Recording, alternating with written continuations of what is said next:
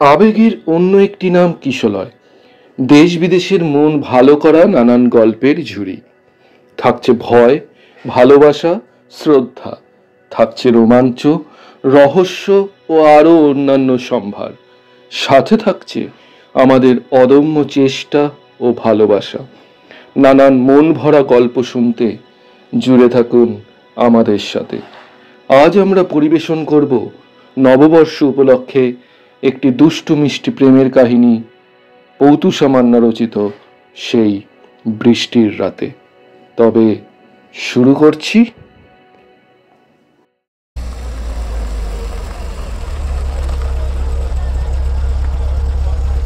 দেবায়ন খুব দ্রুত গাড়িটা চালিয়ে তাড়াহুড়ো করে এসে পৌঁছায় রেস্টুরেন্টের কাছে। গাড়ি থেকে নেমে দ্রুত রেস্টুরেন্টের ভেতরে প্রবেশ করে। স্যার যে বললো এখানেই আছে, কোথায় কে জানে। আরে হ্যাঁ হ্যাঁ, ওই তো ওখানে বসে আছে। দেবায়ন রেস্টুরেন্টের কোণে টেবিলটার দিকে এগিয়ে যায়। সেখানে বছর 21-এর দুটি মেয়ে বসে আছে। মনি, তোমাকে দেওয়ার জন্য স্যার এটা পাঠালো। মানে আপনি কে? আমি স্যারের অফিসে কাজ করি, তুমি আমাকে চিনবে না। স্যার আমাকে এটা দিয়ে পাঠালেন। ব্যাপারটা কি? আপনি আমাকে একেবারে নাম ধরে ডাকছেন। মনে হচ্ছে আপনি আমার পরিচিত। কেউ আমার নাম ধরে ডাকে না, আপনি জানেন সেটা? আমি কে আপনি জানেন? আমি জেনে কি করব? তুমি আমার থেকে অনেক বছরের ছোট, তাই তোমাকে তুমি করেই বললাম। আচ্ছা ঠিক আছে, এটা নিন। এই বলে ব্যাগ টেবিলের উপর রেখে ফিরে আসছিল দেবায়ন। একদম চুপ, একটা বেশি কথা বলবেন না। যত সব। মানেটা কি? আপনার মধ্যে ম্যানার্স নেই? আপনি কথা বলতে জানেন না? আপনার মতো ম্যানার্স আছে? স্যারের মেয়েকে ম্যাডাম বলে ডাকতে হয়। কাজ তো করেন আমার বাবার অফিসে, তাও আবার এত বড় বড় কথা। এমন সময় একদিন ওয়েটার খাবার নিয়ে আসার সময় অসাবধানবশত খাবারের প্লেটটা মৌনির গায়ে পড়ে যায়। মৌনি রেগে গিয়ে, হাউ ডেয়ার ইউ, ছোট লোকের বাচ্চা, বলে একটা জোরে তাকে থাপ্পড় বসিয়ে দেয়। এই তথাকথিত ঘটনায় রেস্টুরেন্টের সকলে মৌনির দিকে তাকিয়ে আছে এক দৃষ্টে। মৌনি দেবানের দিকে তাকিয়ে অপয়া বলে উঠে দাঁড়িয়ে গটগট করে রাগে হোটেল থেকে বেরিয়ে গেল। অপয়া, সারা দিনটাই আমার খারাপ যাবে। যত সব। দেবায়ন কি বলবে বুঝতে না পেরে কিছু টাকা বিলের কার্ডে রেখে বেরিয়ে পড়ে সেখান থেকে।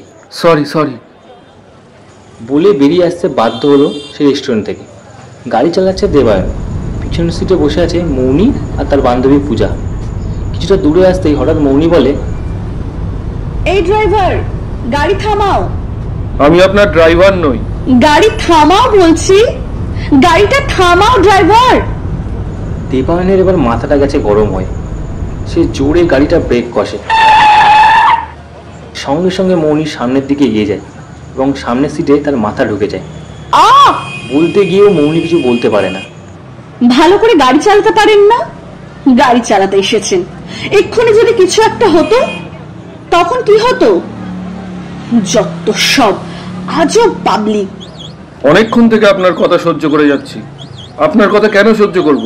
কে হন আপনি? তুমি আমার বাবার অফিসে কাজ করো, তুমি আমার বাবার চাকর। সেই অর্থে আমার কে হও বুঝতে পারছো? কোম্পানির মালিক আমি।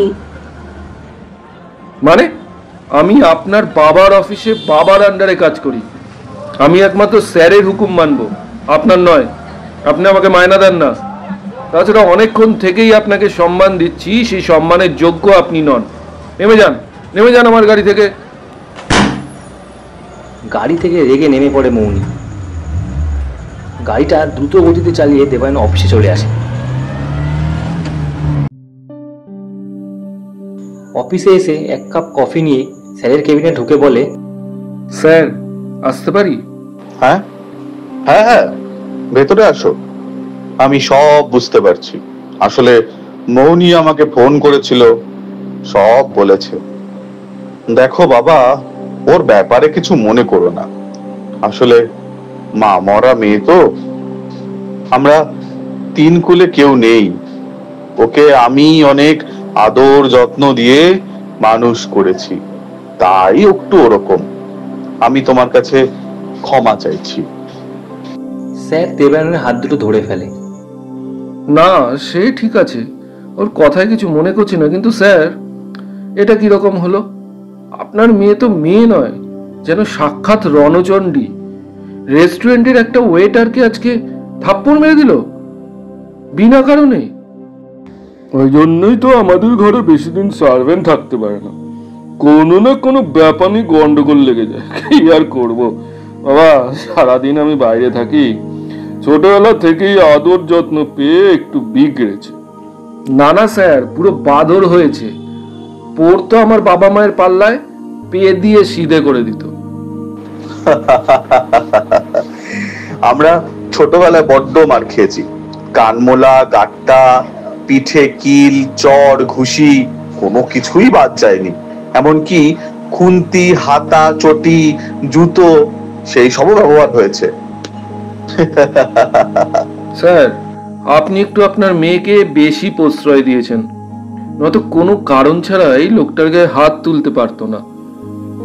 এই নিয়ে স্যার আর দেবায়নের মধ্যে কিছুক্ষণ কথা হতে থাকে। তারপর দেবায়ন নিজের কাজে ব্যস্ত হয়ে পড়ে। আরও কয়েকদিন কেটে যায় অফিসের ব্যস্ততম কাজের মধ্যে দিয়ে। হঠাৎ একদিন স্যার বলেন, তুমি আজকে আমাদের বাড়িতে এসো, তোমার সাথে সকলের একটু পরিচয় হয়ে যাবে। স্যারের কথা মতো দেবায়ন রাতের বেলা স্যারের বাড়িতে পৌঁছে যান বিশাল আয়োজনে। দেবায়ন দাঁড়িয়েছিল ব্যালকনিতে, মৌনিও সেখানে আসে। আমাকে ক্ষমা করবেন, সেদিনের ব্যবহারটা আমার ঠিক হয়নি। আমার থেকে বেশি তুমি সেদিন ওয়েটারের সাথে অন্যায় করেছো, তাকে সরি বলা উচিত। সেটা আমি বাকি রাখিনি। আমি আপনার সাথে অভদ্রতা করেছি, আমাকে ক্ষমা করবেন। দেবায়ন সেখান থেকে কিছু না বলেই সরে আসে। খাওয়া দাওয়া সেরে চুপচাপ বাড়ি চলে যায়। এদিকে মৌনিও নাছোড়বান্দা, মেসেজের পর মেসেজ, কলের পর কল। আপনি মেসেজ করছেন, কল করছেন, মেসেজে সরি বলছেন, এগুলো বন্ধ করুন। আপনি ক্ষমা প্রার্থী সেটা আমি বুঝেছি, আর এগুলো করার কোনো দরকার নেই। মৌনি কিছু বলার আগেই ফোনটা আবারও কেটে দেয় দেবায়ন। কিছুক্ষণ পর আবারও একটা মেসেজ। দেবায়ন নিজের ফ্ল্যাটের ব্যালকনি থেকে উঁকি মেরে দেখে নিচে দাঁড়িয়ে আছে মৌনি এত রাতেবেলা। আরে আপনি এত রাত্রিবেলা এখানে? কটা বেজেছে দেখেছেন? আপনি মনে হয় এখনো আমার উপর রেগে আছেন। আসলে না না ঠিক আছে, আপনি নিচে আসুন, নয়তো আমি এখানেই দাঁড়িয়ে থাকবো সারা রাত।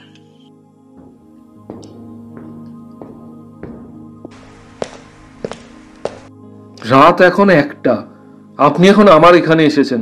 আপনার কি মাথা খারাপ হয়ে গেছে? আমার মনে হয় না আপনি আমাকে ক্ষমা করেছেন।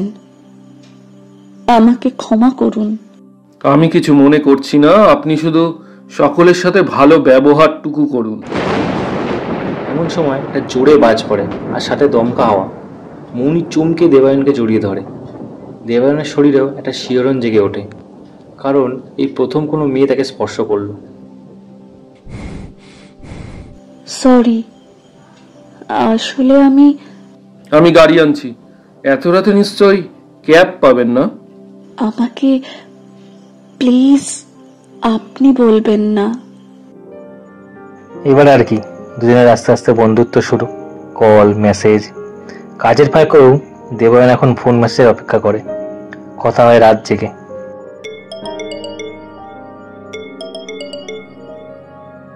বলো, কাজ আছে। সারাক্ষণ শুধু কাজ, একটু দেখা করা যাবে? খুব আর্জেন্ট। না বলতে চেয়েও বলতে পারে না দেবায়ন। বিকেলবেলা গঙ্গাঘাটে দেখা করার কথা হয় দুজনের। মৌনি আজকে সুন্দর একটা সালোয়ার কামিজ পরে এসেছে, দেখতেও তাকে খুব সুন্দর লাগছে। বাতাসে হালকা চুলগুলো উঠছে, চোখে টানা টানা কাজল, দেবায়নের বুকের বাঁ পাশটা যেন হালকা চিনচিন করে উঠল। আরে এভাবে কি দেখছো? কিছু বলবে? ওই দিকটা বসি, চলো। পরন্ত বিকেলের সূর্যের আলোয় দুজনে গঙ্গার ঘাটে বসে আছে। হালকা বাতাস বইছে। হঠাৎ করে মৌনি দেবায়নের হাতটা ধরে তার ঘাড়ে মাথা রাখে। দেবায়ন কিছু বুঝতে পারে না, হয়তো কিছু বুঝতেও চায় না। চোখ বন্ধ করে আছে দুজনে। রাতে দুজনের মেসেজে কথা হচ্ছে। আসলে দেবায়ন বুঝতেও পেরেও কনফার্ম হতে চাইছে ব্যাপারটা কি। আমাদের সম্পর্কটা কি বন্ধুত্বের থেকে একটু বেশি? হ্যাঁ, হবে হয়তো। পারবে তো আমার মতো মেয়েকে সামলাতে? যদিও আমি নিজেকে অনেকটা পাল্টে ফেলেছি। ভেবেচিন্তে দেখো, আমার ইনকাম কিন্তু অতটা নয়, বাদবাকি সবই আমি করতে পারবো। আমি তোমাকে ভীষণ ভালোবাসি, ভীষণ ভালোবাসি।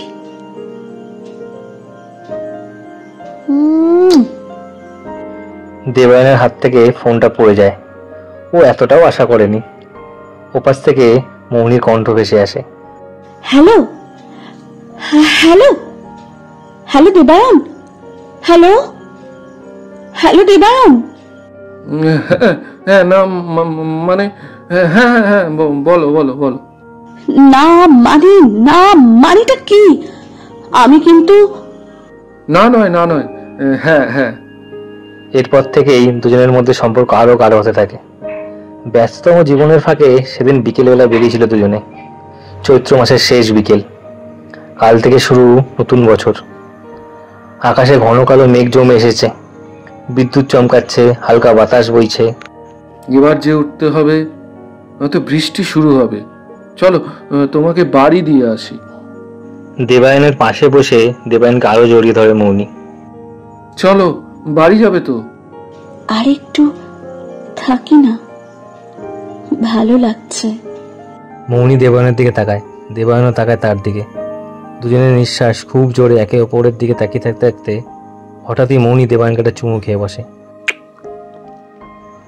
দেবায়নও চমকে ওঠে। শরীরে দুজনের চরম উত্তেজনা। একে অপরকে আটকাতে না পেরে ফ্রেঞ্চ কিস করে বসে।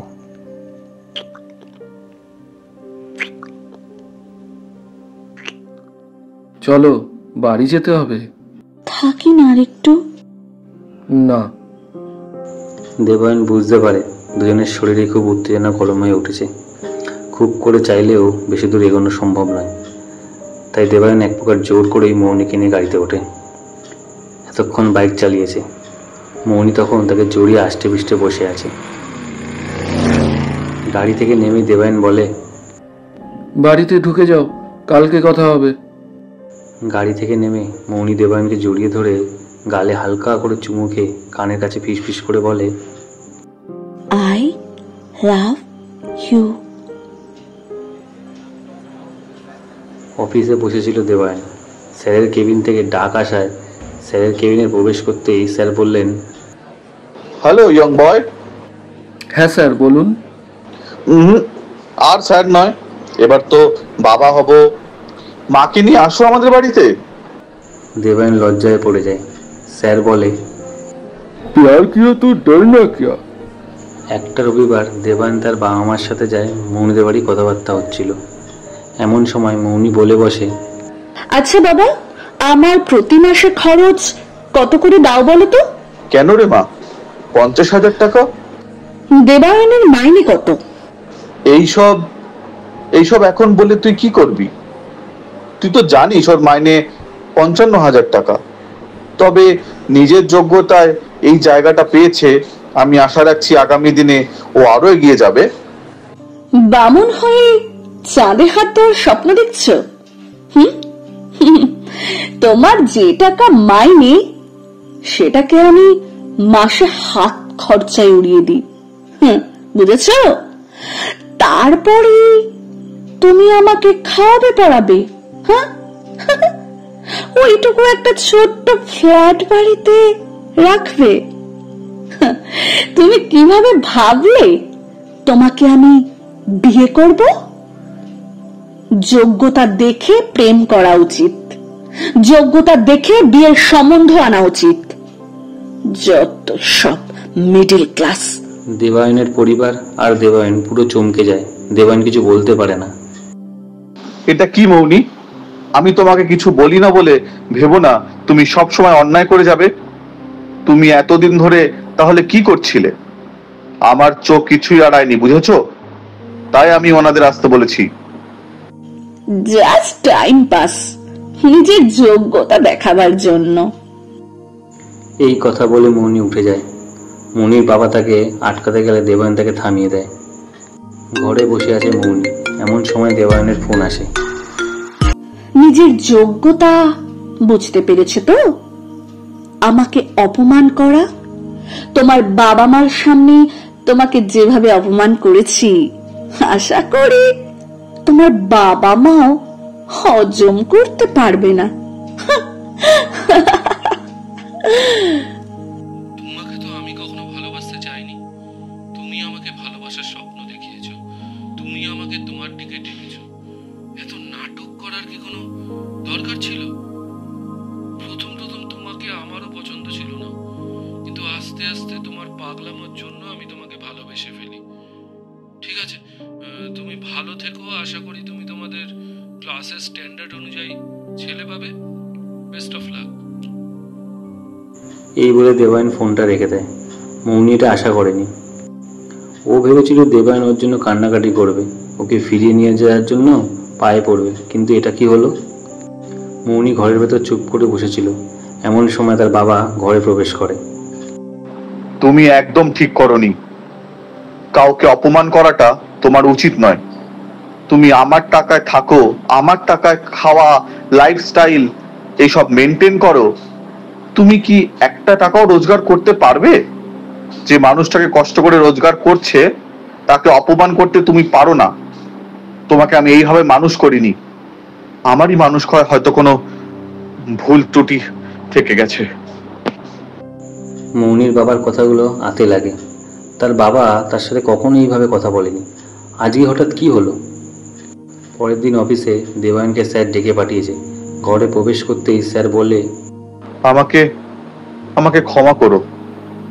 আমার মেয়ের ব্যবহারে আমি লজ্জিত। তুমি খুব ভালো ছেলে। আমার মেয়ের থেকে শত গুণে ভালো মেয়ে তুমি পাবে। স্যার, আমি এই শহর থেকে চলে যাব স্যার। এই আমার রেজিগনেশন লেটার। কিন্তু কেন? তোমার মতো একজন ব্রিলিয়েন্ট বয় এখান থেকে চলে গেলে আমার অফিসের কি হবে? তুমি এখান থেকে যেও না। এই রাস্তার অলিগলি আমাকে মৌনির কথা মনে করিয়ে দেবে। ও স্মৃতি নিয়ে এই শহরে আঁকড়ে পড়ে থাকাটা আমার কাছে উচিত হবে না স্যার। আমাকে না বলবেন না। দেবায়ন ঠিক করে ফেলেছে সে অন্য জায়গায় চলে যাবে। সেই মতো সে চাকরি খোঁজাও শুরু করে দিয়েছে। এদিকে মৌনির মধ্যে কিছু একটা পরিবর্তন হচ্ছে। শুয়ে থাকে, ঠিক মতো খায় না, ঘুমায় না। দিন দিন শরীর খারাপ হয়ে যাচ্ছে তার। মৌনি মনে মনে বলে, কি হয়েছে মৌনি? তোর কি হয়েছে? তুই তো যেটা চেয়েছিলি সেটাই হয়েছে। অপমানিত বোধ করে এই শহর ছাড়তে বাধ্য হয়েছে। মৌনি বলে ওঠে, না না না, আমি আমি এটা চেয়েছি ঠিকই, কিন্তু আমার কেন এত কষ্ট হচ্ছে? এত কেন ব্যথা হচ্ছে? ওর কথা এত কেন মনে পড়ছে? কেন? মৌনি পুনরায় মনে মনে বলে, কারণ তুই ওকে ভালোবাসিস, খুব করে ভালোবাসিস। তুই বুঝতে পারিসনি। মৌনি কান্নাকাটি শুরু করে। তার কান্না শুনে তার বাবা দৌড়ে আসে। কিরে, কি হয়েছে? মৌনি কাঁদতে কাঁদতে বলে, আমি আমি ওকে ভালোবাসি বাবা, ভীষণ করে ভালোবাসি। আমি এখন বুঝতে পারছি আমি আমি কি বড় ভুল করেছি বাবা, বড় ভুল করেছি। ও কালকে চলে যাচ্ছে মা, ওকে আটকা, নয়তো নয়তো আর পাবি না ওকে। মৌনি গাড়িটা নিয়ে বেরিয়ে পড়ে। প্রচণ্ড বৃষ্টি পড়ছে। সেই বৃষ্টির মধ্যে গাড়ি চালাতে চালাতে সে এসে পৌঁছায়। দেবায়নের ফ্ল্যাটের নিচে রাস্তার ধারে দাঁড়িয়ে ফোনের পর ফোন করতে থাকে দেবায়নকে।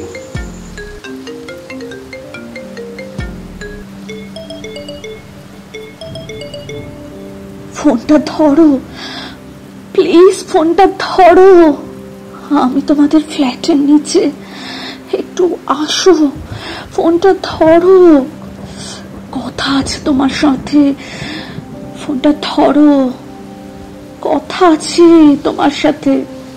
ফোনের পর ফোন, মেসেজের পর মেসেজ দেখে দেবায়ন বিরক্ত হয়ে গিয়ে ফোনটা ধরে বলে, তোমার জীবন থেকে তো আমি সরে এসেছি, এখনো কি অপমান করা বাকি আছে? কি বলবে বলো? আমি আমি খুব বড় ভুল করেছি। আমি বুঝতে পেরেছি, আমি আমি বুঝতে পেরেছি। আমি তোমাকে হারাতে চাই না। আমি তোমাকে প্রচন্ড রকমের ভালোবাসি, প্রচন্ড রকমের ভালোবাসি। আর কত নাটক করবে? আমি আমি নাটক করছি না, আমি আমি সত্যি বলছি, সত্যি বলছি, সত্যি বলছি।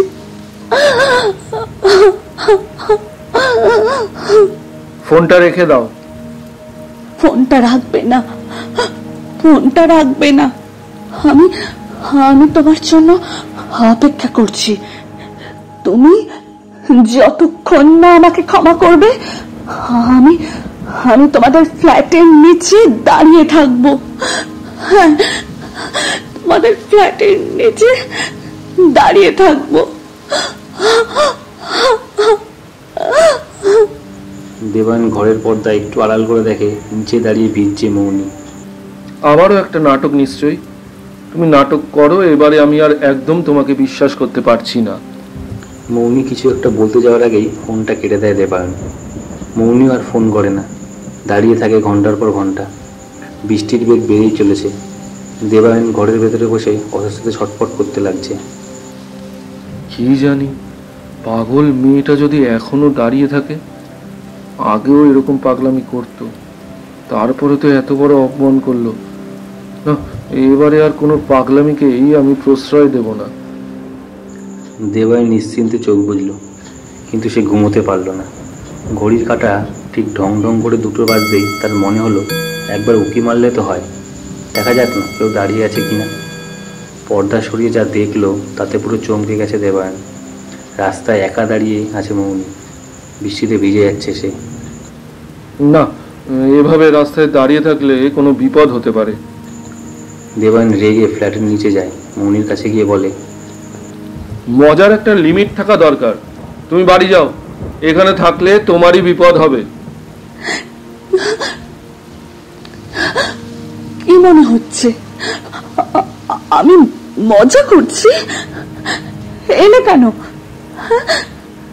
এলে কেন? নাই বা আসতে পারতে। তোমার এই পাগলামির জন্য কোনো একদিন তুমি বড় কোনো বিপদে পড়বে। আমার বিপদ হবে? তোমার তাতে কি? হ্যাঁ, তোমার তাতে কি? তুমি চলে যাও। অপমান করে স্বাদ মেটেনি? আমি আমি সত্যি তোমাকে ভালোবেসে ফেলেছি। আমি আমি তোমাকে ছাড়া থাকতে পারবো না। আমাকে ক্ষমা করে দাও, আমাকে ক্ষমা করে দাও। আবার নাটক। যখন যখন নাটক করছিলাম তখন বিশ্বাস করেছিলে, আর আর যখন যখন সত্যিকারের তোমাকে ভালোবাসি তখন তখন তুমি কেন বিশ্বাস করছো না? হ্যাঁ, আমি সত্যিকারের তোমাকে ভালোবেসে ফেলেছি। তোমাকে অপমান করার পর থেকে আমি ঠিক মতো ঘুমাতে খেতে কিছু করতে পারিনি। আমাকে আমাকে ক্ষমা করে দাও, আমাকে ছেড়ে যেও না, যেও না। আমি তাহলে মরে যাব, আমি তাহলে মরে যাব। একবার একবার আমার চোখের দিকে তাকিয়ে দেখো, আমার চোখ মিথ্যে বলছে না, মিথ্যে বলছে না। একবার তাকিয়ে দেখো, আমি সত্যি তোমাকে ভালোবাসি।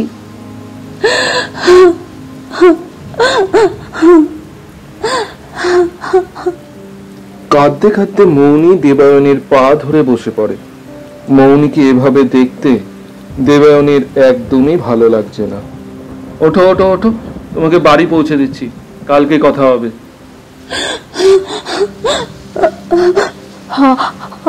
আগে তুমি আমার মাথা ছুঁয়ে বলো, তুমি আমাকে ছেড়ে কোথাও যাবে না?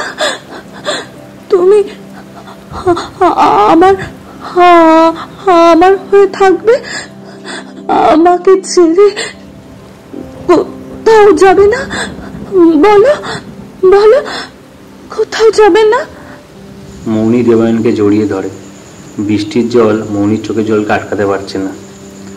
দেবায়ন মৌনিকে ভালো করে জড়িয়ে ধরে বলে, না, কোথাও যাব না। মৌনি দেবায়নকে আরো আষ্টে পৃষ্ঠে জড়িয়ে ধরে। এই বন্ধন মুক্ত করার ক্ষমতা দেবায়নের নেই। এই বৃষ্টি সাক্ষী থাকলেও মৌনি আর দেবায়নের ভালোবাসার।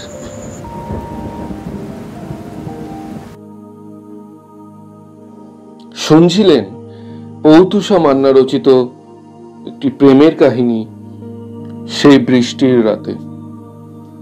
দেবায়নের ভূমিকায় অয়ন, মৌনির ভূমিকায় প্রান্তিকা, স্যারের ভূমিকায় নিলয়, কথকের ভূমিকায় দীপঙ্কর। আমাদের সঙ্গে জুড়ে থাকুন ফেসবুক এবং ইনস্টাগ্রামের লিংক ডেসক্রিপশনে। শব্দগ্রহণ, সঙ্গীত সংযোজন এবং পোস্টার ডিজাইনে অয়ন। ধন্যবাদ। আরো অনেক রহস্য, রোমাঞ্চ, কৌতুক, ভৌতিক গল্প শোনাবার জন্য আমরা প্রস্তুত। দেখা হবে পরবর্তী গল্পে। আজকের মতো বিদায়।